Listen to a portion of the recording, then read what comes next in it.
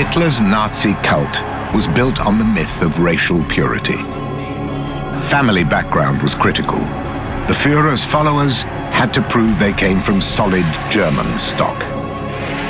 But while others were excluded and eventually murdered because of their family backgrounds, the Führer's family was a mystery. It turned out that his ancestors were far from the ideal of the superhuman Nazi master race.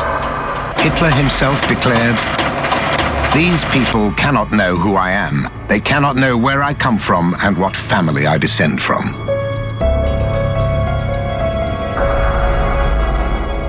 When it came to family, Hitler had a lot to hide, more than he even knew.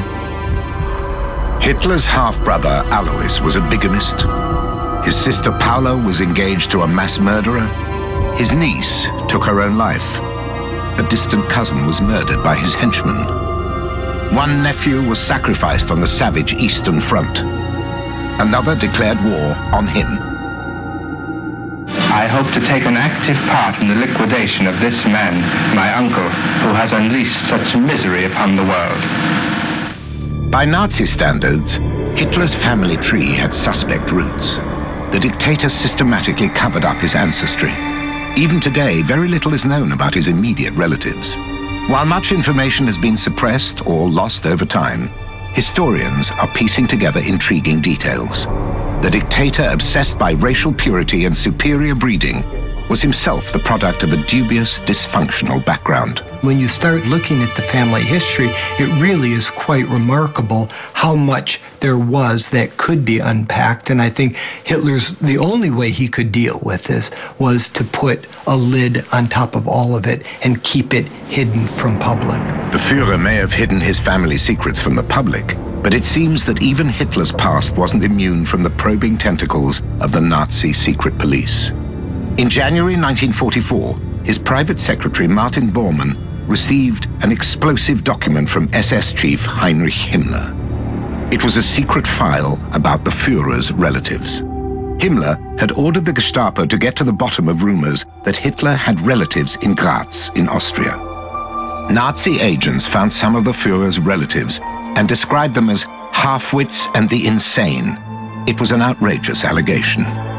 It's not known if the Führer was aware of the Gestapo investigations into his Austrian roots. The investigation led SS agents to the Veit family home in Graz. They confiscated photographs and documents, including personal letters from Hitler's father. Their conclusions were political dynamite. The Veit family was directly related to Adolf Hitler. And shockingly, there were cases of insanity in the family. Those cases included Hitler's cousin, Aloysia Veit.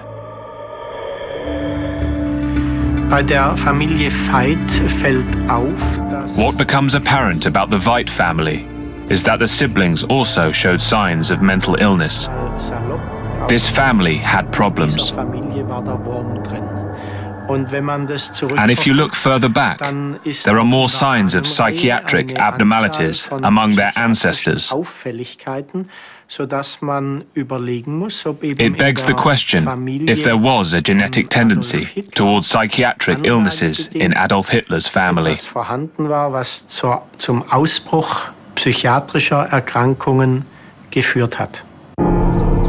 Hitler's cousin, Aloysia Veit, was a schizophrenic.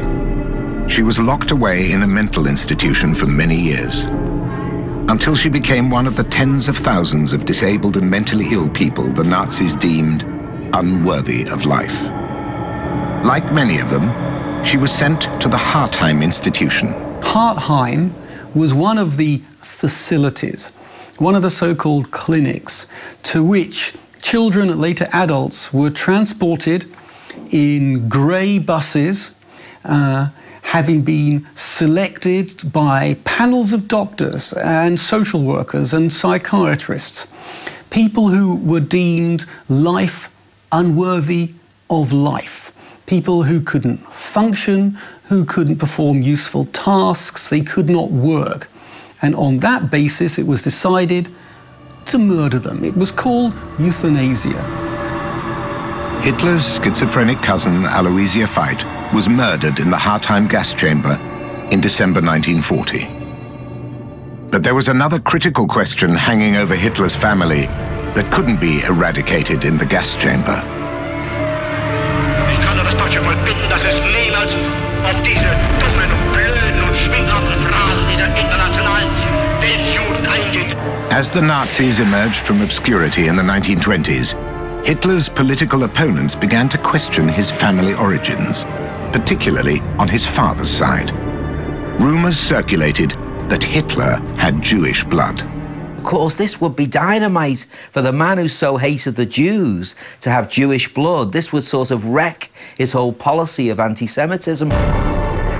When Hitler's background was called into question, he turned to the man who once lived here, the genealogist Karl Friedrich von Frank.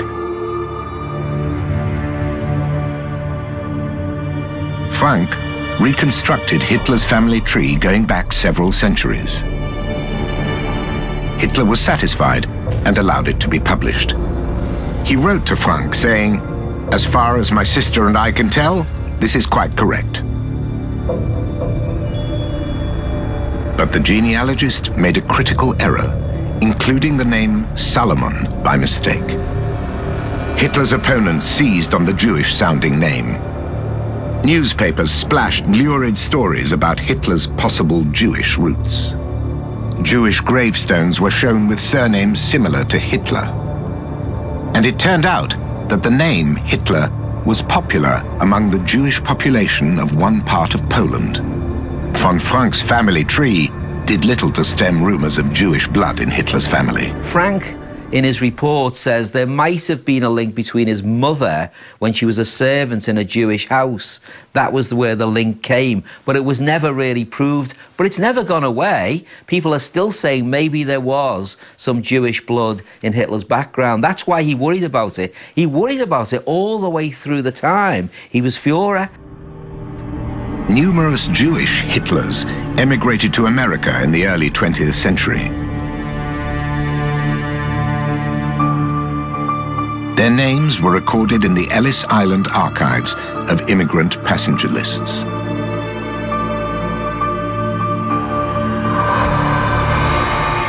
But what of the extensive research carried out by Hitler's genealogist?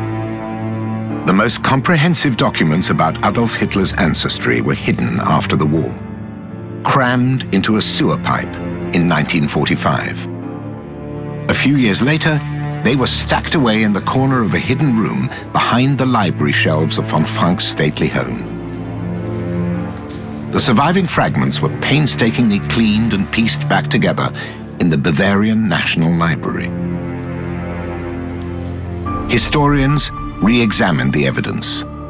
They didn't find any indications of Jewish ancestry in Adolf Hitler's family. But Hitler's ancestors were hardly the paragons of perfect Nazi breeding. His mother and father were distant cousins. Their families had been closely related for generations.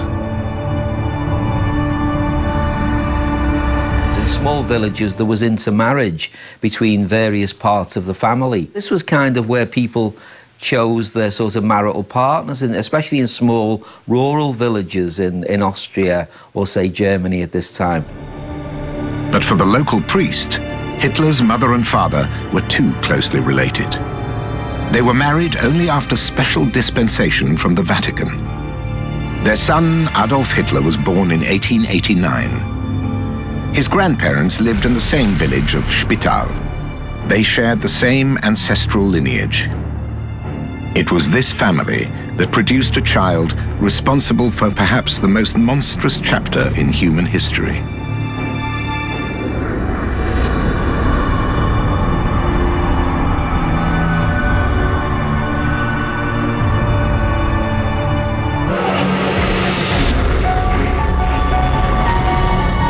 And from the city of Frankfurt, a spectacular record has emerged that casts an intriguing new light on the mother's boy who became a mass murderer and led the world into war. The new information has come from a woman with a remarkable story. She claims to have been adopted by Hitler's half-brother, Alois. She wouldn't reveal her real name, and changed her appearance. But she did reveal an amazing record of Hitler family history.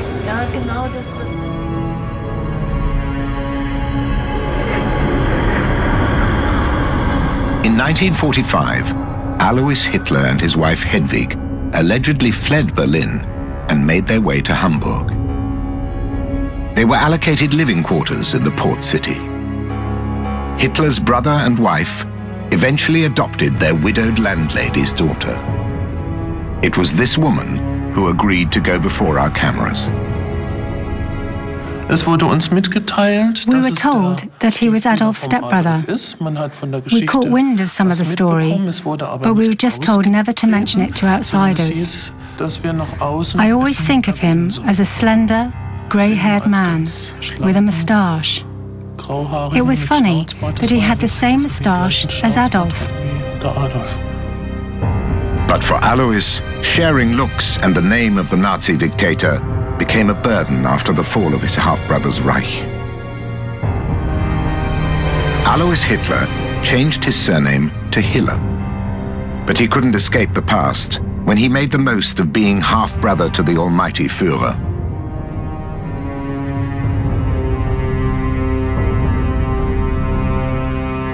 It was a bit of a love-hate relationship, but he wasn't proud, otherwise he wouldn't have hidden away in Hamburg like that. I don't believe that he was proud. After the war, two other members of the Hitler family joined Alois and his wife Hedwig in Hamburg. It was reportedly Adolf Hitler's cousin Hans and his wife Erna. Auntie Erna wanted to write a book about the family and used Hitler's half-brother as a source. She was clever enough to ask him about details, which she then used in her manuscript. Erna's 400-page family chronicle was never published. Now we can reveal its compelling contents. Many supposed records relating to Hitler have been faked. In this case, the paper and typeface were examined and found to be authentic. The manuscript begins with Hitler's childhood in Braunau am Inn, Austria. His father was a customs official, proud of his job, but rough with his family. Erna Hitler wrote that Hitler's father beat young Adolf and that his mother shielded him with her body.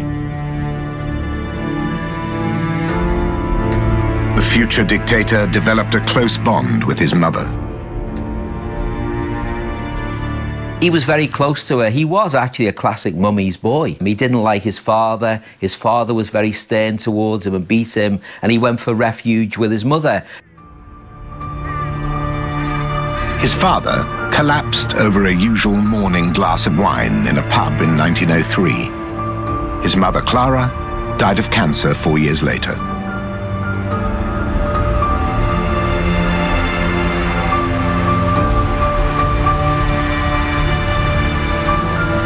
The thing that summarizes Hitler's relationship to his parents best is the one sentence in Mein Kampf in which he says, "I respected my father, but I loved my mother."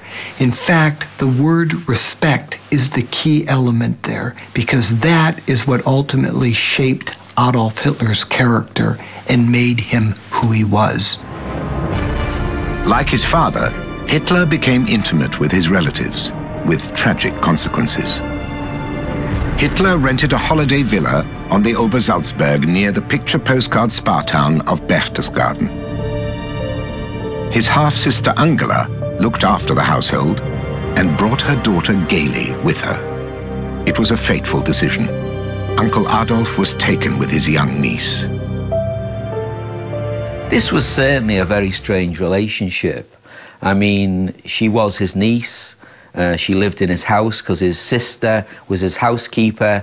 He seems to have become infatuated with her. He may have contemplated sexual relations with her, but we don't know whether that happened.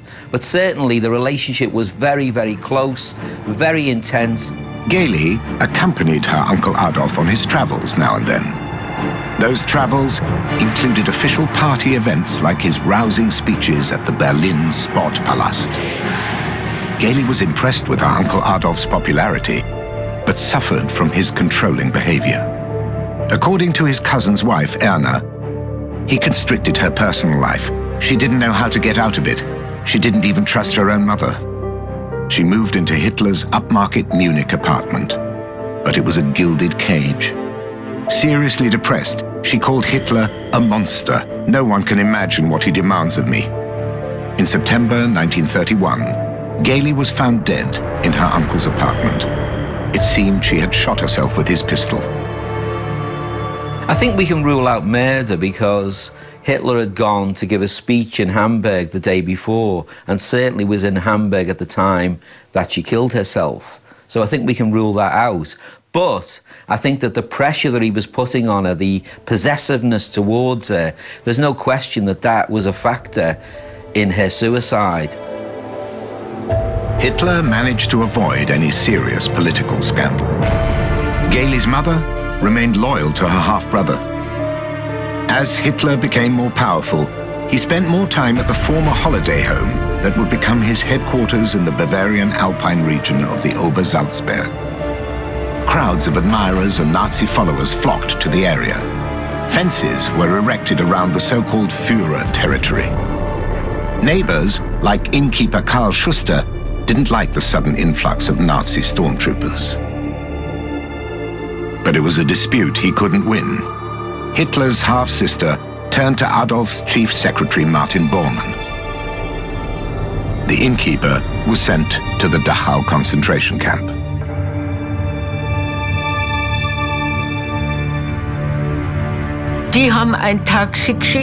They sent a taxi to collect my father. It was terrible. I'll never forget how my mother laid down in front of the taxi.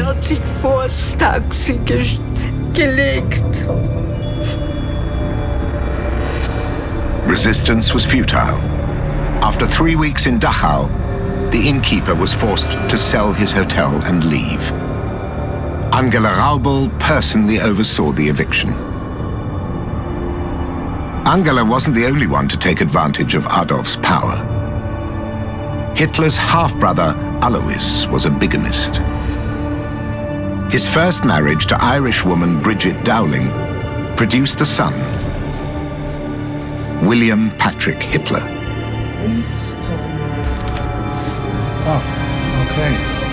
When Hitler became famous, William Patrick sold the family story to the international press. Thank you very much.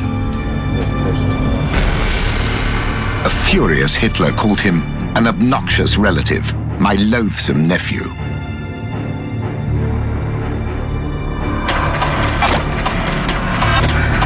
I am just one step away from the very top. I could even become chancellor, and then my own family destroys me.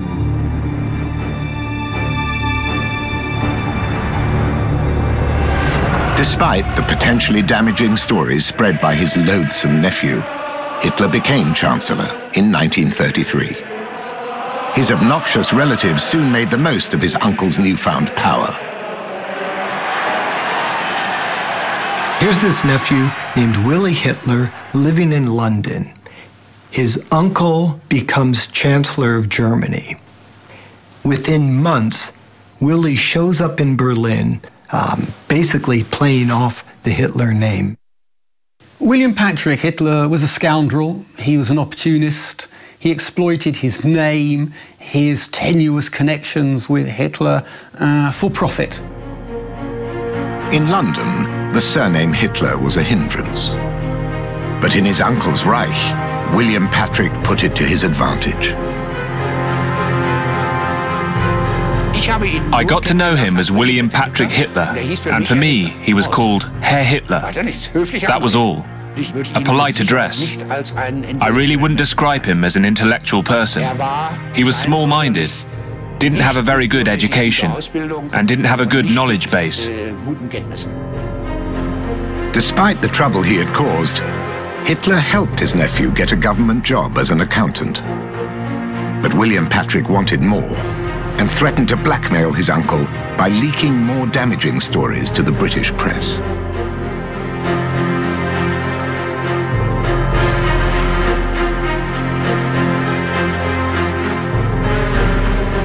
It was a blatant act of blackmail on Willie's part, and the most astonishing thing is that it worked. Hitler secured a new job for his loathsome nephew, as a salesman at an Opel car factory. For 6 years, William Patrick lived an easy life in his uncle's Reich. His father, the bigamist, Hitler's half-brother Alois, also cashed in on the family name. He opened a restaurant, Alois, at the Wittenbergplatz in the heart of Berlin. Word soon spread, and Alois became a hangout for the rising stars of the Nazi establishment.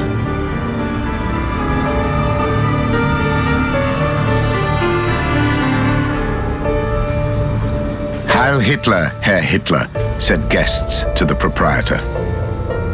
In 1937, Alois wanted to extend his business, but the Jewish house owner was against his plans. Hitler's half-brother wrote a letter to the only union allowed to operate, the Nazi-controlled German Work Front.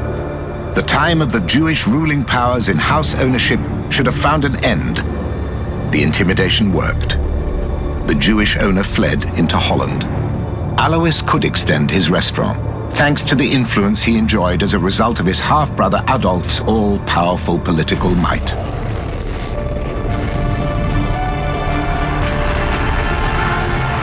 Austria was annexed in March 1938.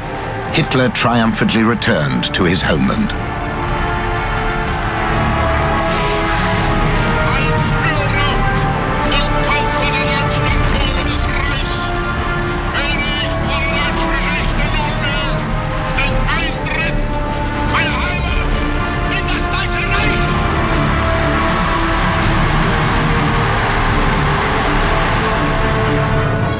Hitler's homeland in Lower Austria's Waldviertel was declared the Führer's Ahnengau, or Ancestors District. Propaganda newsreels showed rustic villages festooned with Nazi flags. In der aus dem 12. Jahrhundert stammenden Marktgemeinde Döllersheim wurden die Großmutter und der Vater unseres Führers geboren. But the Führer seemed less enthusiastic about the rural backwater where his ancestors had worked in the fields and intermarried. Hitler wasn't really that keen on all this fuss and didn't support it in any way. He really only travelled through this part of Lower Austria once. He didn't even stop. Nazi ideology made much of blood and soil, but Hitler ignored the rural Austrian soil of his own ancestry. His old homeland became a military training area. War loomed on the horizon, and having enjoyed the good life in Nazi Germany for 6 years, Hitler's loathsome nephew, William Patrick, made his escape. In February 1939, he arrived in New York with his mother. Once again, he turned on his uncle Adolf when it suited him. I believe that Hitler's policy in Europe will not bring any benefit to the human race at all. It was a staggering turnaround for the man who blackmailed his uncle for favors in Germany. I hope that the American people in this country will not be kidded by my moustache, because after all, my heart is in the right place. That's the main thing. Willie's mother wrote a book, My Brother-in-Law Adolf Hitler, and William Patrick embarked on a lecture tour about his uncle Adolf. In an interview with the popular Look magazine, William Patrick styled himself as a victim, when in reality his uncle had helped him get work and influence in Nazi Germany.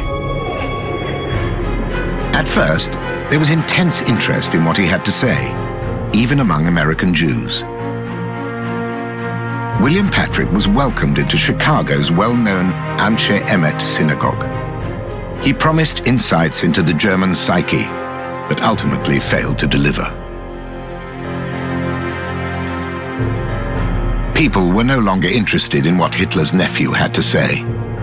William Patrick wrote to the president that he wanted to join in the fight against Nazi Germany. The FBI was suspicious, but eventually Hitler's nephew was cleared to join the US Navy in 1944.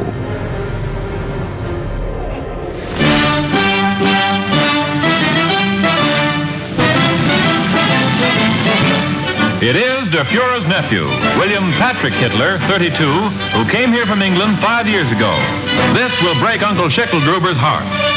As a member of the armed forces, I hope to take an active part in the liquidation of this man, my uncle, who has unleashed such misery upon the world. But William Patrick's wartime service was limited. Apart from playing a minor propaganda role, he was enlisted as a Navy seaman for just 2 years before fading into obscurity. Because he had left Germany before the Second World War, because he was not there during the period of the worst Nazi atrocities, he couldn't really shed any light on that. And his utility faded away. What he had to say was actually overshadowed by what people later learned about Hitler's activity, the atrocities committed by the Third Reich. And because he hadn't been there, he really had nothing to add to the record, and he just faded into oblivion. While William Patrick played no real part in the war, another of Hitler's nephews was plunged into the worst of it, the dreaded Eastern Front. It was another son of his half-brother Alois, but from his other wife, Hedwig. Heinz Hitler served as a signals NCO in an artillery regiment in the war against the Soviet Union. Unlike William Patrick, it seems that Heinz Hitler did not want preferential treatment. It was a dangerous job. His family was only too aware that his name could also put him in danger. I know that Mammy and Pappy always said they didn't really want him to go to the front. And I think not even Adolf Hitler was very happy about him going to the front. Heinz Hitler carried on regardless, until he went missing on a winter's evening in January 1942. He was captured by the Red Army and transferred to Moscow's infamous Butyrka prison. They knew he was a relative of Hitler, so obviously he didn't receive good treatment. He was interrogated rather brutally. Some reports say that he was tortured as well. Hitler's nephew died in captivity shortly after. The Eastern Front collapsed, and by April 1945, a rampant Red Army had smashed its way into Lower Austria and Hitler's so-called Ancestors District. Russian forces were ruthless. What they did was they kind of wrecked it. They turned it into a military camp, and they sent all the settlers away from the area. So in other words, they didn't want some kind of shrine building up here towards Hitler after the defeat. So they sort of despoiled it, got rid of it, and removed all the people who lived there. One of those people was teenager Josef Poinstinger. We thought we were going to be shot, and we were to dig our own graves beforehand. But the Russians had other plans. The captives were taken to the Döllersheim cemetery, where a cenotaph had been dedicated to Hitler's grandmother.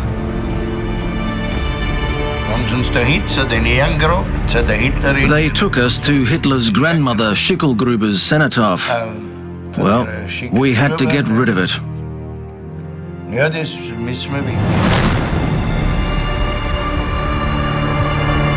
The Russians seemed to be looking for something, but only fragments of wood and a pile of bones were uncovered.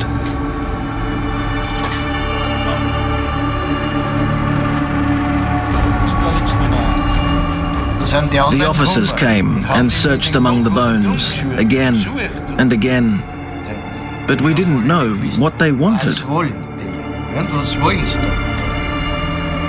They were digging in the wrong spot. The cenotaph was an honorary marker. The real remains of Hitler's grandmother lay elsewhere. The Russians eventually stopped the digging up of Döllersheim cemetery. Because they didn't find anything, the Russian captain said, in Russian, "You old whore, let the devil take you." That's what he said. "You old whore, let the devil take you." It wasn't only the dead the Russians were interested in. They were determined to hunt down any living relatives of Adolf Hitler. Anybody connected with Hitler, a relative or a half-brother's uncle's niece or whatever it is, anybody obscure even, is on the hit list. When the Russians arrive in Lower Austria, they pretty much do to that part of the world what they've been doing all the time as they made their way slowly west, or sometimes quickly west. They raped, they pillaged, and they basically terrorized the population. Now, many Russians today will, of course, deny that the Russian army was quite that brutal, but I think we can be very certain in places such as Berlin, we know famously, and also in Lower Austria, that the local population were terrorized. And I think you've still got people today who, you know, speak of those times in a total sense of fear. One of those still traumatized is Hitler's distant cousin, Adolf Koppensteiner.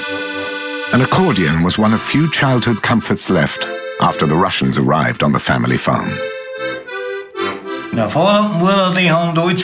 father and my mother never did anyone any harm. My father was very afraid of the Russians. They dug a big hollow in front of the house. I was there with them.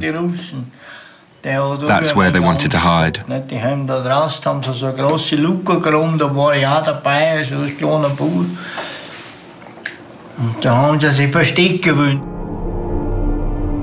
This family photograph was taken just 7 days before the Red Army arrived in Lower Austria.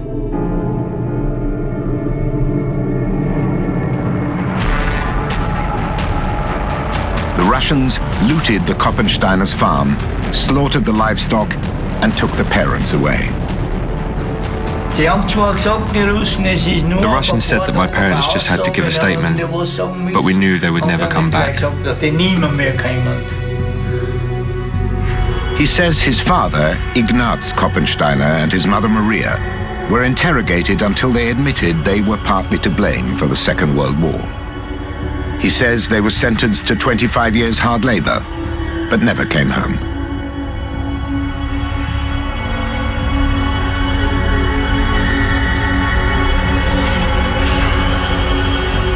We lived in hope that they might one day return, but they didn't. Not a single note, no news.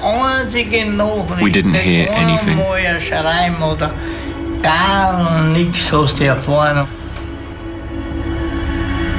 It was a long time ago, but vivid nightmares haunt Adolf Koppensteiner to this day.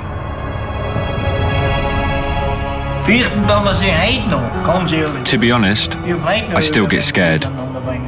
I'm still frightened even today. Why? Because you never know what's coming.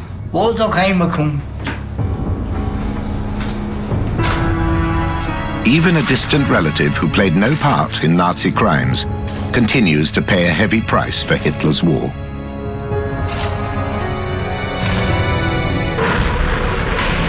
Adolf Hitler left his relatives and the German people to their own fate as the Red Army closed in on the shattered remains of his greater German Reich. Shortly before the end, in April 1945, Hitler delivered a final order for his assistant Julius Schaub. He was to destroy all of Hitler's private documents. It meant a trip to the Bavarian Alps and Hitler's Berghof, the holiday home that became a headquarters and seat of power near Berchtesgaden. It was surrounded by barracks and houses used by the Nazi elite, and at that time had been spared from the ravages of war. Inside Hitler's Berghof, Schaub emptied the safes and destroyed anything that contained clues about the dictator's private life, including his family.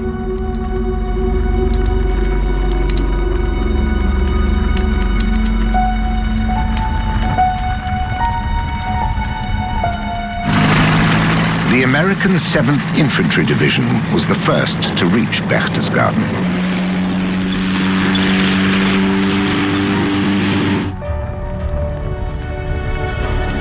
Various people close to Hitler were tracked down and interviewed, including his younger sister Paula. Following his wishes, Hitler's full sister Paula had lived under the pseudonym Paula Wolf in Vienna. He had evacuated her to the Alps in the last days of the war. She ended up in a small two-room apartment near the train station. She was investigated, she was interrogated, she told Allied intelligence whatever it was she knew.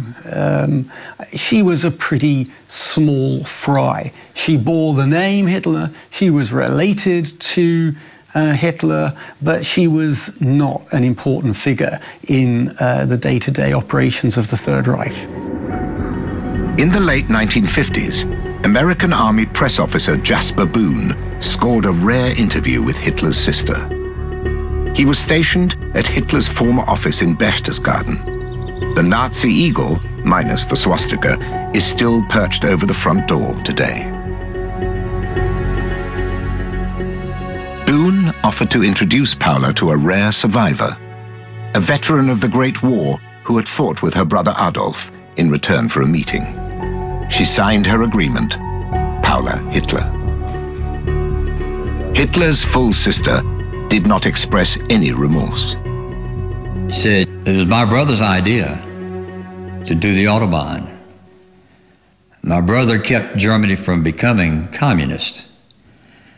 The Volkswagen was his idea. He put people to work because we were in the midst of a deep depression. And she said, you got to remember, Napoleon was one of the most hated men of his era. But now he's a national hero and written up in books as such. How do you know the same thing won't happen to my brother? She claimed others were to blame for Nazi war crimes. She also said that she really didn't think her brother was responsible for all the atrocities of World War II, particularly the annihilation or extinction of the Jews. That she thought Himmler and others of his staff were far more efficient than her brother ever expected them to be. Paula Hitler was engaged to a man who committed some of the many Nazi atrocities perpetrated under her brother's regime. Dr. Erwin Jekelius was a senior consultant at the Viennese psychiatric institution Am Steinhof. It is the same clinic where Hitler's schizophrenic cousin Aloysia Veit was locked away for many years before she was gassed in the Nazi euthanasia program. Paula Hitler's fiancé was a willing participant. He sent more than 4,000 sick people to the gas chambers.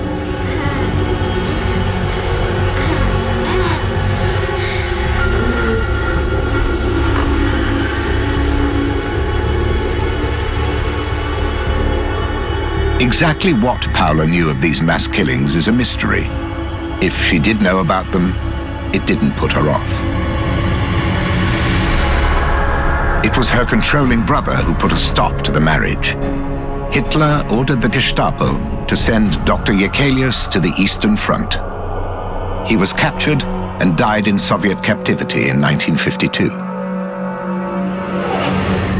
As for Paula, she was allowed to live out her days in relative comfort, surviving on social security benefits in her brother Adolf's favorite Alpine spa town.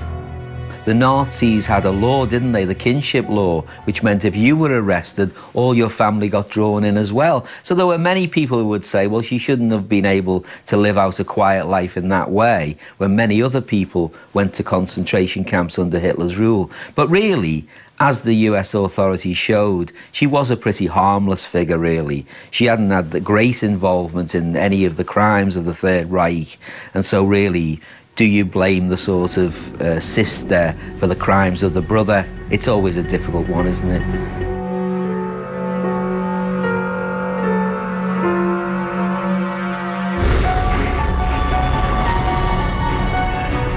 Across the Atlantic, Hitler's bloodline survived and thrived. The loathsome nephew, William Patrick, disappeared after his service with the US Navy ended in 1946. Many years on, his family was traced to Long Island, New York. The fact that he disappeared into oblivion after the Second World War is, I think, the result of the fact that he was deeply uninteresting, not terribly clever, and once his utility for propaganda purposes has ended, he was a pretty unimportant figure. William Patrick became Willie, an American citizen. He took the trouble to change his name to Patrick Stewart Houston, but still called his first son Alexander Adolf. He had 4 sons with his German wife, Phyllis. She was determined to protect the family from the name that became a curse. I don't want to use the word secretive, but they more or less stayed by themselves. She was friendly, but there was always that line that you didn't cross, I felt. You didn't ask her too many things, you know. The family settled in a small town on Long Island, New York. In Nazi Germany, William Patrick relied on his uncle Adolf to get him jobs. In America, it was up to him to find extra ways to earn money. They had either 2 or 3, I think it was 3 patients from the hospital. They were veterans of World War II. And most of them were I guess shell shock patients, mental patients or whatever. And they had room and board there at the Stewart Houston home. Later on, Willie operated a private blood laboratory from his house. Premarital blood testing was once a legal requirement in New York State. Many couples unwittingly had their blood tests done by a Hitler. Many years later, the Stewart Houston's neighbors found out who they really were.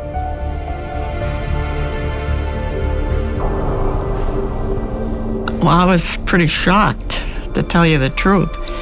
But it answered a lot of questions, you know, as they sort of stayed to themselves a lot, you know.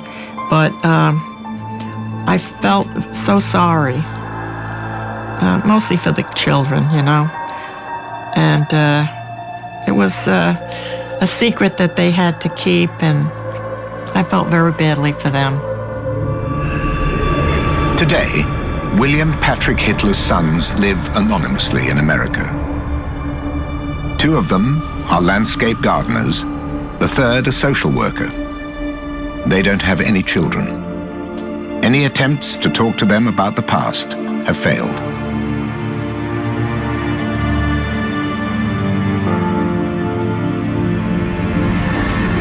William Patrick Hitler died on Long Island in 1987.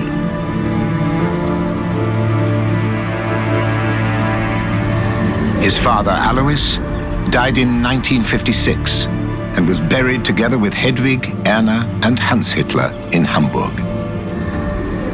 Hitler's half-sister Angela Raubel died in 1949 near Munich. She had 2 children and 6 grandchildren. Paula Hitler died in 1960 near Berchtesgaden without descendants.